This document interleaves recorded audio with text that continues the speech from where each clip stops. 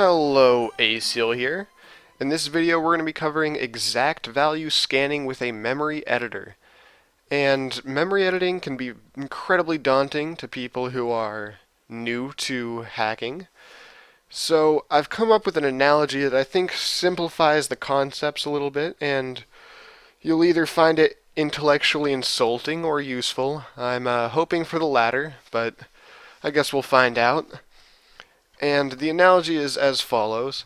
Let's say you ate a bunch of food, breakfast, lunch, dinner, snacks, whatever, and the next day you're sick and you suspect that it's a food allergy. Now, there's a lot of possibilities. It could have been anything you ate the prior day, and you want to find out what the specific item was that made you sick. Now, the allergy isn't life-threatening, so you can actually just try things until you get sick again, and if when you get sick, it must have been that thing. So, to do this, you want to approach it methodically.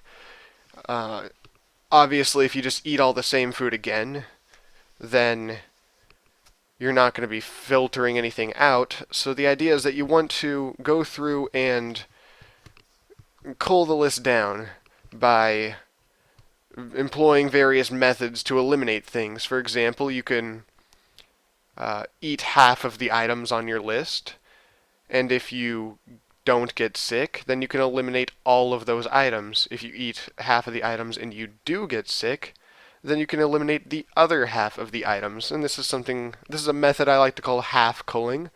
But the concept of memory editing is actually very similar. You're basically looking for a value in memory, and you make a list of possible options, and you want to cull away options that aren't relevant anymore.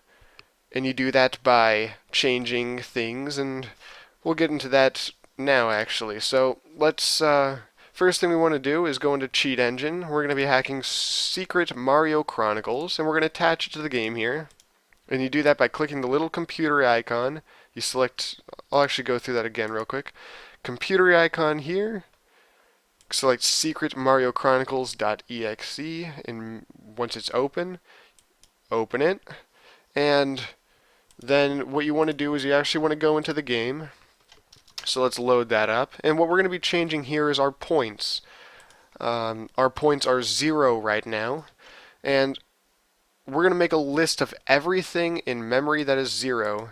So if you look here, it's kind of similar to a hex editor, except instead of editing the information on disk, we're going to be editing the information in RAM. If you look, there's all of these bytes in memory, kind of like a hex editor. And you see they have an address, and an address is actually similar. If you look at the hex editor, it had an offset that was basically a line number. That's the location of the byte. So this byte here is at 0 plus 0. This byte here is at location 120 plus 0, but this one here is located at 120 plus, and you go up here, plus 9. So this is 129. That is the address for this byte. Same concept applies here. There's an address, and you just follow it over. So this is 500,000 plus, if we want this one, plus E7. So 500,000 plus E7. And so basically, if you look around, there's a lot of zeros, there's a lot of other values.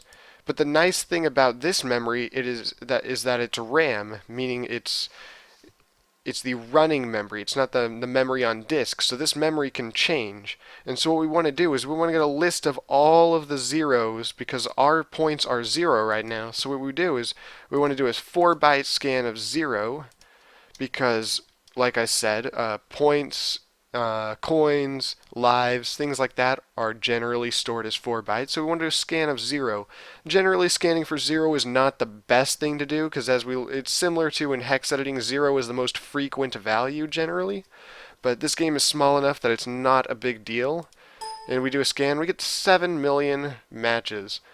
That's not actually that much in terms of memory editing. In a hex editor, that would be awful, but fortunately with a memory editor, it's no big deal.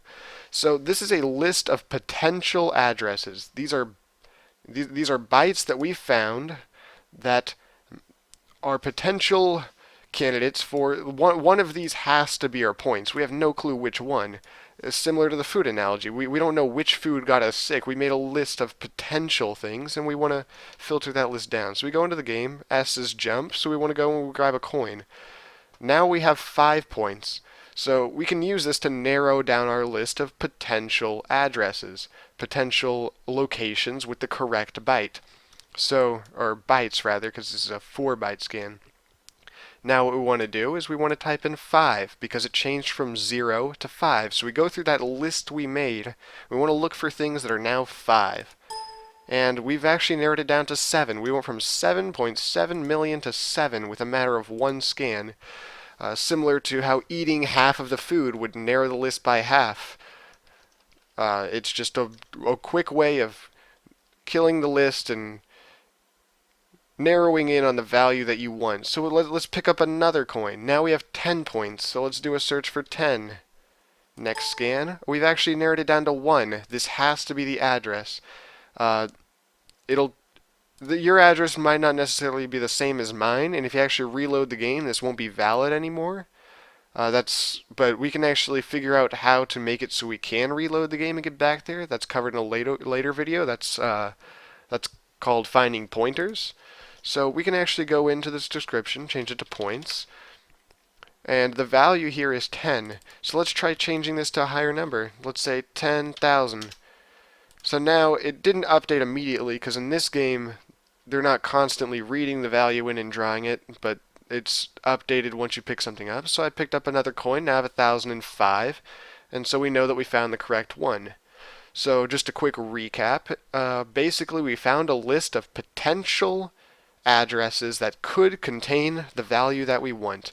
So all the bytes that are all the 4-byte values that are 0, and we take a list of all their addresses or just their locations, their line numbers in memory, and then we go through and we start filtering things out by changing values and searching for changes in order to narrow in on the exact address. Pretty straightforward. I hope the analogy helped. I hope everything was clear. Thank you for watching, and farewell.